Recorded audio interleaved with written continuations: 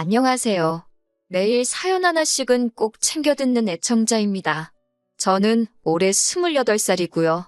사연 쭉 듣다 보면 항상 결혼에 연관된 이야기가 많은데 저는 결혼하고는 조금 거리가 먼 이야기예요.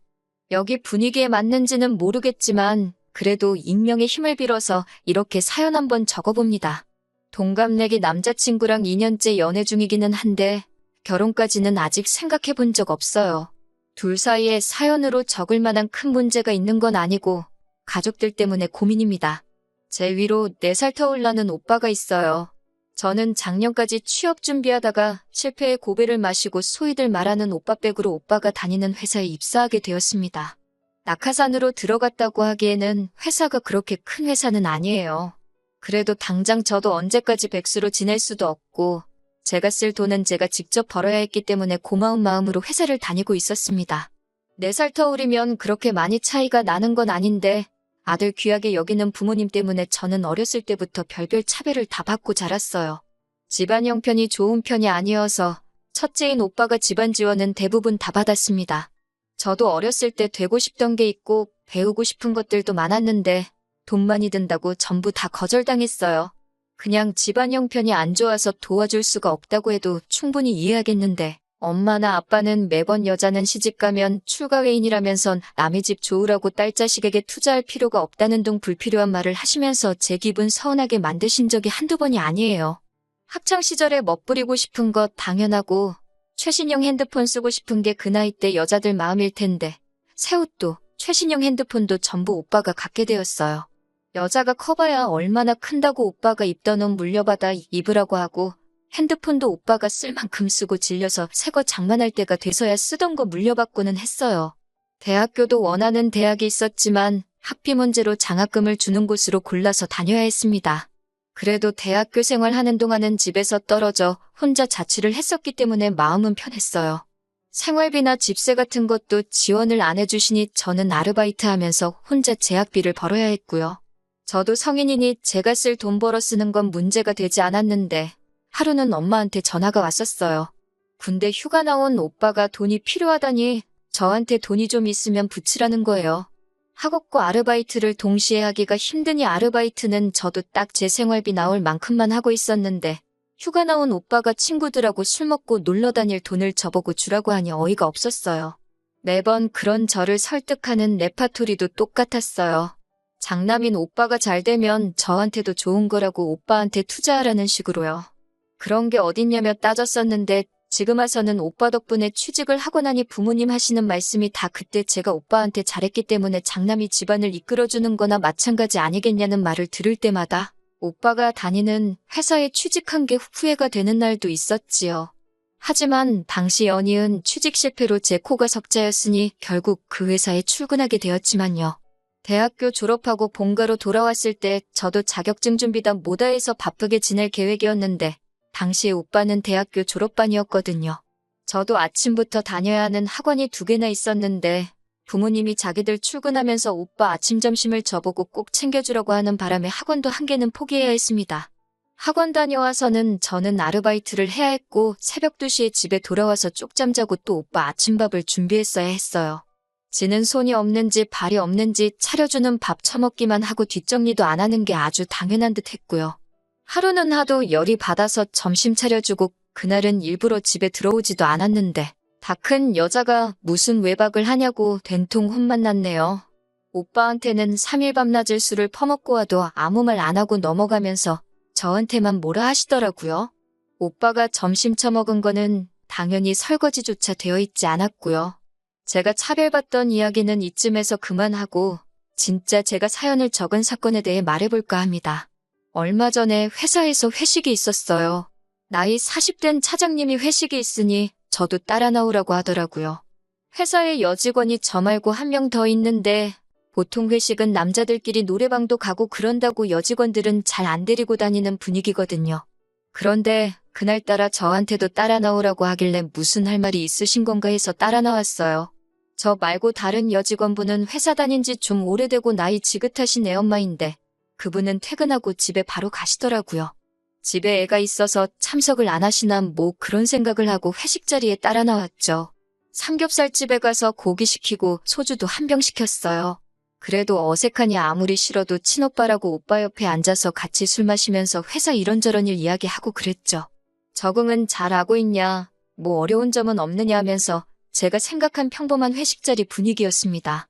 회사 뒷담화도 하고 이야기가 길어지다가 차장님이 남자친구는 잘 만나고 있느냐 뭐 이런 이야기를 하시더라고요. 회사에 제가 연애 중이라는 사실을 밝힌 적은 없는데 오빠가 이야기했거니 싶어서 걸고 넘어지지는 않고 그냥 제 개인적인 일은 길게 말하고 싶지 않아서 그냥저냥요 하는 식으로 짧게 대답을 했어요. 그런데 차장님이 뜬금없이 남자친구랑 결혼 생각은 있냐는 식으로 물어보더라고요. 너무 개인적인 질문이 아닌가 싶어서 대답을 회피하고 있는데 오빠가 나서서 제 나이 30도 안 되고 모아놓은 돈도 없는데 무슨 결혼을 하겠냐며 제가 무슨 동생 대변인도 아니고 제 이야기를 대신해서 해주더라고요. 제 남자친구는 아직 취준생인데 아직 직장도 없다는 말에 지들끼리 그럼 결혼을 전제로 만나는 건 아니겠구만 하면서 자기들끼리 이야기를 하더라고요. 오빠는 한술 더 떠서 내 여동생 데려가기에는 아직 한참 모자르다고 하면서 실제로 한 번도 본 적도 없으면서 저 혼자 뭘 안다는 듯이 떠들더라고요. 자꾸 제 개인사가 대화의 화제가 되는 게 마음에 안 들기도 했고 여직원 무시하는 회사 분위기에 구태여 제 이야기를 자꾸 물어보니 왜 이런 걸 물어보는가 싶어서 긴장되기도 했습니다. 그런데 차장님이 저한테 혹시 남자 얼굴을 따지냐 아니면 따로 보는 게 있냐 이런 걸 물어보더라고요. 저는 그래서 솔직히 그때까지 차장님이 저한테 땀만 품고 저러나 하는 생각도 들었어요. 그런데 이미 결혼도 하셨고 아이도 둘에다가 부부 사이가 엄청 좋은 걸로 알고 있었거든요. 속이 안 좋기도 하고 자꾸 제 이야기 오고 가는 거 싫어서 대화를 대충 끝내려 저 얼굴 엄청 따진다고 나이도 저랑 비슷한 사람이 좋다는 식으로 대답을 했어요. 그랬더니 또 오빠가 나서면서 너가 언제부터 외모랑 나이를 따졌냐고 하면서 아니라는 식으로 말하더라고요. 그래서 그땐 그때고 지금은 엄청 따진다고 대충 대화를 끝내버렸고 다행스럽게도 제가 화제인 대화는 거기부터 딱 멈추게 되었어요. 회식 자리가 길어지면서 차장님이 회사에서 저한테 기대하는 게 크다고 원래 솔직히 우리 회사가 여직원들한테는 유리천장이 존재하긴 해서 진급도 잘 안 되는데 제가 업무 처리하는 거나 시간 관리하면서 일 끝내는 거 보면 웬만한 남직원들보다 훨씬 낫다고 칭찬을 해주더라고요. 나름 괜찮아지는 회식 분위기 속에 차장님이 몇 번 전화통화를 하셨고 차장님이 전화통화하는 동안 약간 소강 상태가 된 회식 분위기에 저는 화장실 좀 다녀오겠다고 자리에서 일어났어요.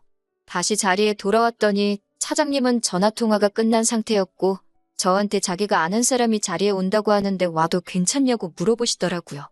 다른 사람들은 다 와도 된다고 했다고 저만 괜찮다고 하면 된다고 해서 그냥 그러라고 했지요.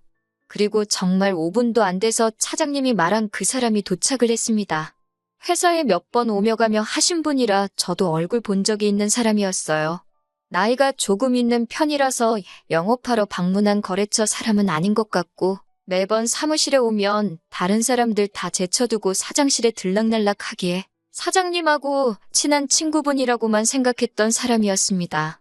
그 사람이 도착하자마자 마치 약속이라도 한 듯이 사장님이 그럼 담배 한 대씩 피고 들어올까 하고 직원들을 전부 데리고 나가더라고요.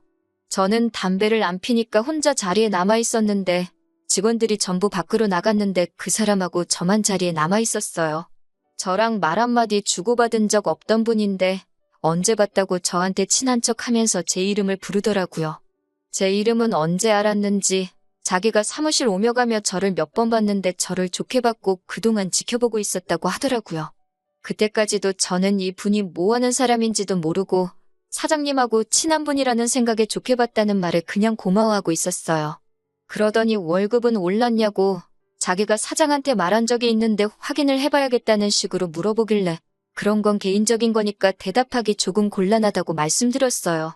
여직원들 받는 월급 자기가 뻔히 아는데 그 돈 가지고 생활이 되겠냐면서 이렇게 이쁜데 결혼 생각은 없냐고 여자는 원래 좋은 조건의 남자가 있으면 그냥 결혼해버리는 것도 방법이라는 말을 저에게 건넸습니다.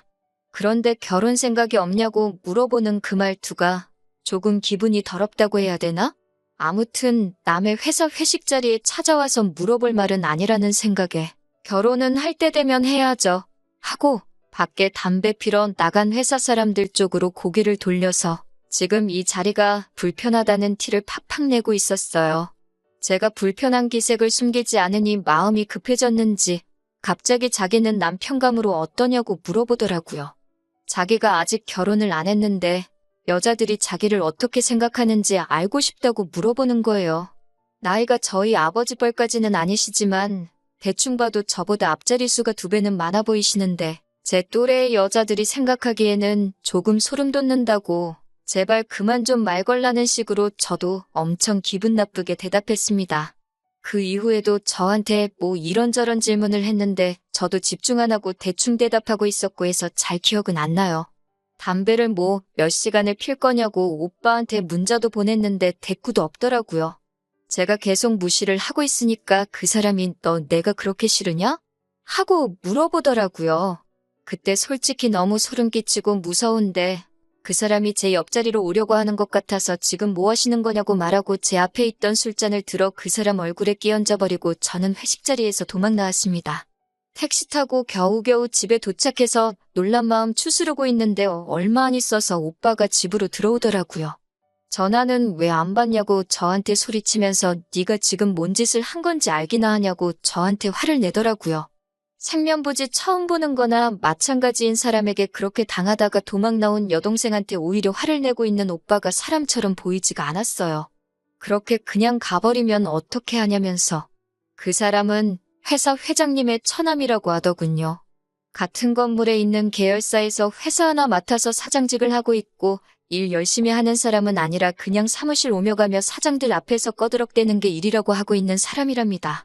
그러다가 그 사람이 일하고 있는 저를 보게 되었고 높은 사람 눈치 보는 게 주 업무인 우리 차장님 시켜서 저를 그날 회식 자리에 데리고 나오게 시키라고 했다는 거네요. 꼭두 새벽에 두 남매가 회식 자리에서 있던 일로 싸우고 있으니 부모님도 자다 깨셔서는 무슨 일이냐고 하시더라고요. 그 자리에서 느꼈던 모멸감과 저를 두고 전부 사라져버린 회사 사람들. 거기에 친오빠도 한통속이었다는 사실에 정말 저도 모르게 눈물이 터져 나왔는데 부모님은 그 상황에서도 오빠 편을 들더라고요. 넌 뭐가 그렇게 잘나가지고 네 오빠 출세길까지 막아버리냐고. 변변찮은 일자리도 못 구하는 건 네 오빠가 힘써서 구제해줬는데 너는 오빠 한번 도와줄 수가 없냐고 하더라고요. 다른 것도 아니고 결혼하라는 것도 아닌데 회사 높으신 분을 그렇게 하고 나오면 네 일자리는 고사하고 니네 오빠 출세길까지 막아버리는 거 아니냐고요. 막말로 여자 팔자 뒤웅박 신세라고 너도 돈 많은 회장가에 시집갈 기회 아니겠냐고 하면서 세 사람이 힘을 합쳐서 저한테 뭐라고 하고 있더라고요. 제가 여태껏 자라오면서 정말 오빠 때문에 수많은 차별을 당해왔는데 이 사람들이 제 진짜 가족이 맞는가 하는 생각까지 들었어요.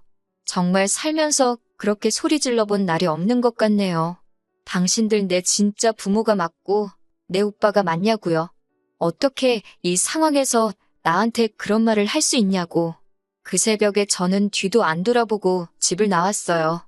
오히려 남이나 마찬가지인 제 남자친구가 저를 더 가족처럼 대해주더라고요.